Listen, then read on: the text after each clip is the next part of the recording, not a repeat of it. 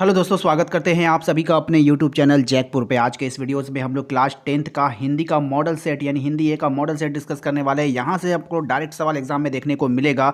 जी हाँ दोस्तों, ये जो है आपका प्रीवियस ईयर जरूर है मॉडल क्वेश्चन, लेकिन प्रीवियस ईयर जो मॉडल क्वेश्चन होता है वो आपके बुक से ही होता है, कोई आसमान से टपकता नहीं है। ठीक है, तो जो जैकबोर्ड जो सिलेक्शन करता है क्वेश्चन वो इसी से करता है, बार बार क्वेश्चन रिपीटेड होते हैं। अब आपको करना क्या है, इस मॉडल सेट को आपका क्वेश्चन जो है, जितने भी क्वेश्चन आपको मैं कराऊंगा इस वीडियोज़ में, कोई भी क्वेश्चन आपको कॉपी में उतारना नहीं है, कोई भी क्वेश्चन आपको जो है लिखना नहीं है। बस इस वीडियोस को ध्यानपूर्वक देखिए, इसी वीडियोस को 2-3 बार देख लीजिए, बस आपका काम हो जाएगा। यानी इस वीडियोस को आपको देखना नहीं है। इसके बाद जो फाइनल आपका मॉडल सेट आएगा वहाँ पे हम लोग जो है इसको डिस्कस करेंगे। देखिएगा काफ़ी सारा सवाल यहाँ से आपको वहाँ से मिलेगा, क्योंकि इसका जो हिंदी होता है यहाँ के कविता एंड ग्रामर बिल्कुल सेम होता है। ठीक है, और क्वेश्चन रिपीटेड होता है यहाँ से। तो वीडियो काफ़ी इंपॉर्टेंट है, शुरू से लेकर अंत तक बने रहिए। यदि आप हमारे चैनल पे पहली बार आए हो तो सब्सक्राइब करके घंटी के बेल आइकन को दबा दीजिएगा, ताकि इसी तरह के वीडियो का नोटिफिकेशन आपके मोबाइल पर चला जाए और आपको पता चल जाए कि आपके लिए कोई वीडियोस बना है और आप अच्छे से एग्जाम की प्रिपरेशन कर पाएँ। तो चलिए स्टार्ट करते हैं। देखिए क्या है, यहाँ पे आ जाते हैं सबसे पहले सवाल पे। अब देखिए यहाँ पे क्या है, आपको एक पैसेज टाइप का दिया जाएगा। आपको क्या करना है, इसको ध्यानपूर्वक पढ़ लेना है। अब आपको जैसे पढ़ना है तो आप यहाँ से स्क्रीनशॉट ले लो, ठीक है, या नहीं तो वीडियोस को रोको और इस कहानी को अच्छे से पढ़ लो। अगर मैं पढ़ूंगा तो काफ़ी लंबा वीडियो बन जाएगा, और लंबा वीडियो बनेगा तो आप उसको देखोगे नहीं, है ना। तो चलिए मैं स्टार्ट करता हूँ आपके लिए, ठीक है, ओके। चलिए देखिए क्या है पहला सवाल, हम किसके ऋणी हैं। हम जो है वो किसके ऋणी हैं, मातृभूमि के, स्वम, धन या धर्म। तो हम लोग जो ऋणी हैं वो अपने मातृभूमि के हैं, यानी धरती के हैं। ठीक है, चलिए नेक्स्ट है हमारा, मनुष्य की श्रेष्ठता की है। ठीक है, मनुष्य की श्रेष्ठता की क्या होगा, यहाँ पे बताना है। गिर कर उठ कर बड़े होते हैं। गिर कर क्या होते हैं, उठ कर बड़े होते हैं, तो वही मनुष्य क्या होता है, श्रेष्ठता होता है ना। जो गिर करके हार नहीं मानते हैं, फिर खड़े होते हैं और चलते रहते हैं। ठीक है, नेक्स्ट क्या है, हमारा भरण पोषण किसके द्वारा होता है। तो हमारा जो भरण पोषण होता है वो किसके द्वारा होता है, तो धरती माँ के द्वारा दिए गए अन्न से। हमारा भरण पोषण धरती माँ के दिए गए अन्न से होता है। चौथा क्वेश्चन देखिए क्या है हमारा, देश की उन्नति के लिए हम क्या करें। तो देश की उन्नति के लिए हमें क्या करना चाहिए, हमें क्या करना चाहिए, सभी को समता तथा सदस्यता का पाठ पढ़ाएं और पढ़ें। यानी देश की उन्नति तभी हो सकती है जब हम सभी को समानता का पाठ पढ़ाएंगे, और सिर्फ पढ़ाएंगे नहीं, खुद पढ़ेंगे भी, यानी हम भी उसको फॉलो करेंगे।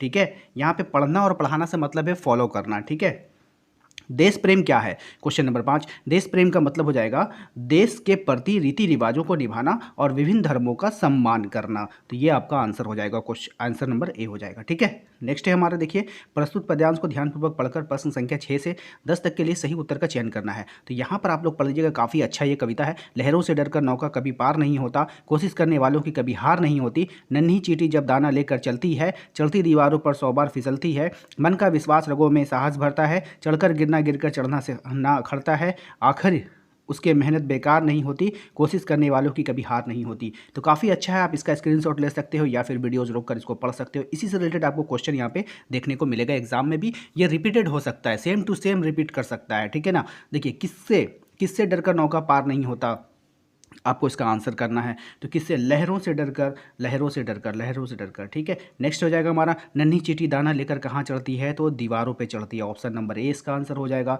अगला सवाल देखिए क्या है, मन का विश्वास रगों में क्या भरता है। तो मन का जो विश्वास होता है वो रगों में साहस को भरता है। किसको भरता है, साहस को भरता है। सिंधु में डुबकियां कौन लगाता है, सिंधु में डुबकियां कौन लगाता है, तो गोताखोर लगाता है। ठीक है, कैसे लोगों की हार नहीं होती, कैसे लोगों की हार नहीं होती, तो कोशिश करने वालों की कभी हार नहीं होती। अब जो पार्ट आपका आ गया है वो व्याकरण का पार्ट आ गया है। ठीक है, अब यहाँ पर आप लोगों को क्या करना है, व्याकरण को ध्यानपूर्वक देखना है। ठीक है, कोई भी सवाल आपको उतारना नहीं, बस इसी वीडियोस को 2 बार देख लीजिए, आपका सेट कंप्लीट हो जाएगा। ठीक है, इसी प्रकार से हर एक सेट आएगा, हर एक सेट को आपको 2-2 बार देख लेना है, आपका सेट बिल्कुल कंप्लीट हो जाएगा। ठीक है, अब यहाँ पे देखिए, इनमें से किस वाक्य में अकर्मक क्रिया होती है, आपको बताना है सकर्मक और अकर्मक। ठीक है, तो कौन सा अकर्मक है। देखिए अकर्मक का मतलब होता है जिसमें कर्म नहीं है, जिसके कार्य का पता नहीं चलता है ना, तो वो कर्म नहीं होता है उसमें, तो वो अकर्मक हो जाएगा। जिसके कार्य का पता चलेगा वो सकर्मक हो जाएगा। तो यहाँ पे देखिए आप पता कैसे करना है, तो जिसमें आपको आंसर का जवाब मिल जाए। जैसे आप बोलेंगे क्या, क्या बोलेंगे और आपको जवाब मिल गया, तो वहाँ पे जो है सकर्मक हो जाएगा। अगर जवाब नहीं मिला तो अकर्मक मिल जाएगा। फॉर एग्जाम्पल अगर आप देखिए यहाँ पे, सीता गाना गाती है, क्या गाती है, तो गाना गाती है, तो आपको जवाब मिल गया, तो ये तो सकर्मक हो गया। वह किताब पढ़ता है, क्या पढ़ता है, किताब पढ़ता है, आपको जवाब मिल गया। लता चाय पी रही है, क्या पी रही है, चाय पी रही है, तो आपको जवाब मिल गया। तो कौन बच गया, ऑप्शन नंबर सी, तो इसका ऑप्शन नंबर सी हो जाएगा। मोहन सो रहा है, क्या सो रहा है? जवाब मिला? नहीं मिला। ऑप्शन नंबर सी हो जाएगा, ये हो जाएगा कर्मक क्रिया। कौन सा वाक्य सकर्मक क्रिया का उदाहरण है? अब देखिए, खाना खाती है, क्या खाती है? खाना खाती है। लड़का हंसता है, पक्षी उड़ रहे हैं, तो ये सब देखिए क्या है, ये सब हंसता है, ठीक है, ये भी नहीं होगा। उड़ रहे हैं, तो यहाँ पे बोला कौन सा वाक्य सकर्मक क्रिया, पक्षी उड़ रहे हैं, तो ये वाला हो जाएगा, ठीक है। नेक्स्ट देखिए आपका क्या है, जलज का अनेकार्थी नहीं है। जलज का अनेकार्थी नहीं है, यानी आपको बताना है कि कौन सा इसमें से जो वर्ड है वो जलज का अनेकार्थी शब्द में नहीं आता है, ठीक है। इसका आंसर आप लोग कमेंट बॉक्स में जरूर टाइप कीजिए। देखिए, दो पदों या शब्दों के मेल से बना तीसरा पद क्या कहलाता है? तो दो पद होगा या शब्दों के मेल से बना जो तीसरा पद होता है वो क्या कहलाता है, ठीक है। तो इसका सही जवाब हो जाएगा आपका समास। क्या हो जाएगा? समास हो जाएगा, ठीक है। नेक्स्ट हमारा प्रतिदिन कौन सा समास है? प्रतिदिन जो है वो कौन सा समास है? तो ये जो हो जाएगा हमारा अवयवी भाव समास हो जाएगा। नीला है जो कंठ, नीलकंठ किस समास का विग्रह है? तो नीला है जो कंठ, नीलकंठ वो बहुब्रीहि समास का विग्रह है, ठीक है। नेक्स्ट देखिए कि जब वर्षा होती है तब मोर नाचने लगते हैं, रचनाकार के आधार पर वाक्य का भेद बताइए। किस तरह का वाक्य है ये? तो इसका सही जवाब हो जाएगा मिश्र वाक्य, है ना, ये मिला हुआ वाक्य है, ठीक है। अब देखिए यहाँ पे जिस वाक्य में कर्ता के काम को प्रधानता दी जाती है वो कौन सा वाच्य होता है? तो कौन सा वाच्य होता है जिसमें कर्ता के काम को प्रधानता दी गई? तो कर्तव्यवाच्य हो जाएगा, ठीक है। काम को प्रधानता देगा तो कर्तव्यवाच्य हो जाएगा। अगला है हमारा बालक चांद डैश देख रहा है, तो बालक चांद की ओर देख रहा है। बालक क्या कर रहा है? चांद की ओर देख रहा है, ठीक है। निम्न में से कौन सा शब्द समुच्चय अवयव शब्द है? तो 20 नंबर का हो जाएगा आपका समुच्चय अवयव हो जाएगा अथवा, ठीक है। ऑप्शन नंबर सी हो जाएगा। नेक्स्ट देखते हैं क्या है हमारा, पाठ्य पुस्तक से आपको क्वेश्चन आंसर देगा, यानी आपके बुक से आएगा, ये वाला पढ़ लीजिएगा आप लोग, ठीक है। इसको पढ़ने के बाद देखिए इस पद के रचयिता कौन है? तो इस जो पद है आपका, इसका जो रचयिता है वो है हमारा सूरदास, ठीक है। गोपियाँ किसकी अनन्य भक्त थी? तो गोपियाँ किसकी अनन्य भक्ति? कृष्ण की अनन्य भक्ति।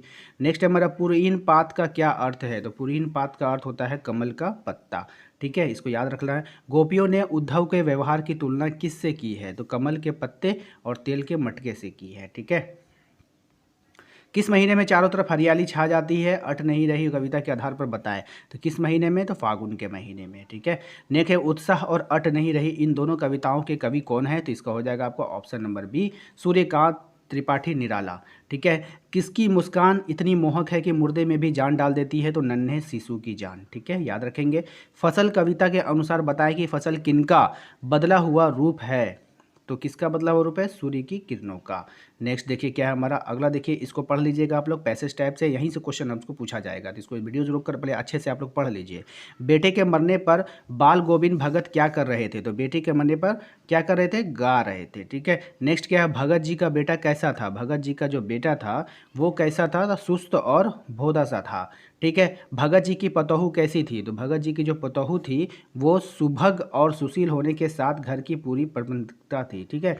नेक्स्ट है भोदा का क्या अर्थ होता है? तो भोदा का जो अर्थ होता है वो होता है कम बुद्धि वाला। क्या होता है? कम बुद्धि वाला, ठीक है। नेक्स्ट क्या है, नेताजी का चश्मा पाठ में पान वाला किस तरह का व्यक्ति था?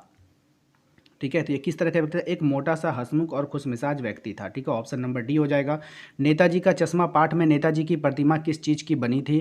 ठीक है, तो इसका हो जाएगा आपका ऑप्शन नंबर बी, संगमरमर की पत्थर की बनी थी। अगला है नेताजी की मूर्ति पर चश्मा कौन बदलता था? तो नेताजी की मूर्ति पर जो चश्मा बदलता था वो कैप्टन बदलता था। नेक्स्ट है नेताजी का चश्मा पाठ का लेखक कौन है?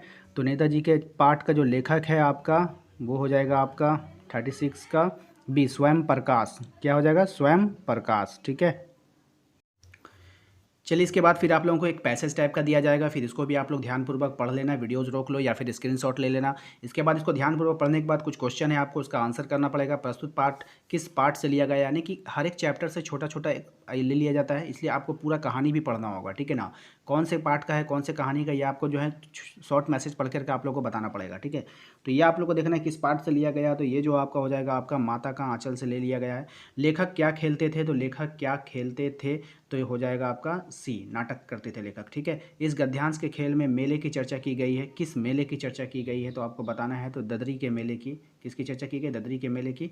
रहरी किसे कहा जाता है? तो रहरी कहते हैं अरहर के दाल को। ठीक है, तो उम्मीद करते हैं कि आप लोगों को आज का ये वीडियो पसंद आया है। वीडियो पसंद आया तो एक लाइक कर दीजिएगा, चैनल पर ही पहली बार आए तो सब्सक्राइब कर लीजिएगा, एक प्यारा सा कॉमेंट करना बिल्कुल भी नहीं भूलिएगा। एंड डिस्क्रिप्शन में जाइए, वहाँ पर आपको मेरे सेकंड चैनल का लिंक मिल जाएगा, आपके जो क्लास 10th का प्लेलिस्ट का लिंक मिल जाएगा, जहाँ पर आपके क्लास 10 के सभी वीडियोज़ अवेलेबल हैं, तो उसको जाकर आप लोग ज़रूर देखिएगा। ठीक है, मिलेंगे अगले वीडियो में। Thank you very much.